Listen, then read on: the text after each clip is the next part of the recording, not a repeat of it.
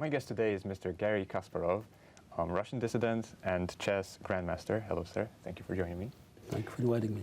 I would like to begin with Ukraine. It looks like currently Russia has the upper hand on the Ukrainian battlefields. You must have seen the reports coming from Kharkiv region, the potential offensive there. And that's all despite European help, also despite the passing of a $60 billion bill from the US Congress.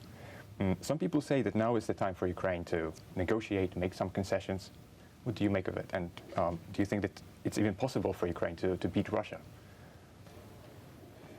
I'm not sure where I should start answering your question, because probably every element of your question contains false information. So you said despite of help. I mean, you're seriously talking about this help being adequate? I mean, this is the moment you think that North Korea provided more artillery shells to Russia than Germany for Ukraine. It's what is being given to Ukraine. It's I don't know whether we should laugh or cry. It's a sad joke. And yes, the bill has passed, but it's 6 months late. So Russia outgunned Ukraine in artillery shells 12-1. So despite this huge advantage, the advance of Russian troops is I wouldn't say insignificant, but it's very far from what Putin promised by May 9th celebration in Russia. Yes, Russia is having an upper hand, I agree with you, but Ukraine needs weapons, and the West has to formulate the goal of the war. So this is, the idea of negotiating, it's absolute nonsense for a simple reason, because Putin doesn't want to negotiate. He wants to destroy Ukraine. It's not Garry Kasparov saying it, he has been saying it. The goal of Russia, repeated by Putin, by his inner circle, by Russian propaganda, is to destroy Ukrainian statehood and to liquidate Ukrainians as a nation. They have been saying it. No negotiations. The negotiations is a buzzword for those Western politicians who are covertly trying to go back to business as usual. Germany also has weapons, and Mr. Scholz promised 100 billion Deutschmark, 100 billion euros for rearmament back in February 2022. He's still negotiating with Rheinmetall, with the largest German armament manufacturer. The argument is that simply the West does not have the power to produce that much No, artillery. please, I'm getting really angry. Don't mix lack of power with lack of will. If for those who say, oh, look at a situation in the 1930s, in the 20th century, it was appeasement. Yes, but in 1938, 1939, the balance of power was different. America was neutral, didn't want to hear about the war, though Roosevelt tried to help. France and Britain were facing Wehrmacht, fascist Italy. Stalin was definitely not a friend, and Imperial Japan was rising also. Today, the free world has overwhelming advantage, militarily, economically, politically, culturally. You know, if America having 12,000 tanks standing in reserve somewhere in the desert, in Arizona and California, giving Ukraine 31 tanks, you call it help? It's a joke. Ukraine still doesn't have warplanes. 2.5 years into the war, still have no warplanes. So it's very clear the problem is not lack of resources. The problem is not lack of military power.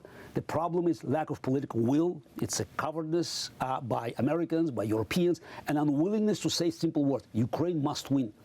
The West has resources, but these resources are not in Ukraine. Yes, they gave enough for Ukraine to survive, but to beat Russian army, it's a different story. And the problem that they are afraid not of the nuclear threat. This is nonsense for the public. They try to sell.